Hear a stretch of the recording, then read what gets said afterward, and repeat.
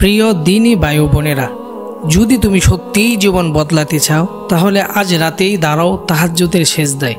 রাসূলুল্লাহ সাল্লাল্লাহু আলাইহি ওয়াসাল্লাম বলেছেন, রাতের শেষ ভাগে আল্লাহ নিজেই আসমানের প্রথম স্তরে অবতরণ করেন আর বলেন, কেউ কি আছো আমার কাছে কিছু চাইবে, আমি তাকে দিব। কেউ কি ক্ষমা চাইবে, আমি তাকে ক্ষমা করে দিব। হাদিসটি সহিহ মুসলিম এবং বুখারী শরীফে এসেছে। তাই এই নামাজ কেবল ইবাদত নয়, এই নামাজ একান্ত আল্লাহ সুবহানাহু ওয়া তাআলার সঙ্গে কথা বলার সুযোগ। তাহাজ্জুদ নামাজ শুরু হয় কখন? ইয়াশার নামাজের পর থেকে সুবহে সাদিকের আগ পর্যন্ত তাহাজ্জুদ নামাজ পড়ার সময়। তবে সবচেয়ে ফজিলতপূর্ণ সময় হলো রাতের শেষ তৃতীয়াংশ, যখন ঘুম সবচেয়ে গভীর আর দুনিয়া সবচেয়ে নীরব।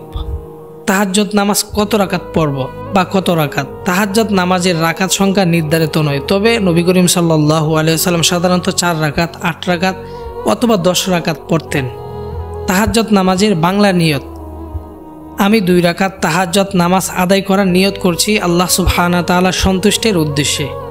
আরবি নিয়ত: নাওয়াইতু আন উসাল্লিয়া রাকাআতাইনি লিল্লাহি তাআলা নাফিলাতাত তাহাজ্জুদি। তাহাজ্জুদ নামাজের এই মোনাজাত করতে পারেন: হে আল্লাহ, এই রাতের অন্ধকারে আমি একা নই, তুমি আমার সঙ্গে আছো।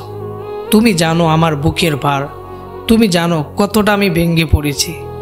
তুমি ছাড়া কেউ জানে না আমার অভাব, কষ্ট আর কান্না।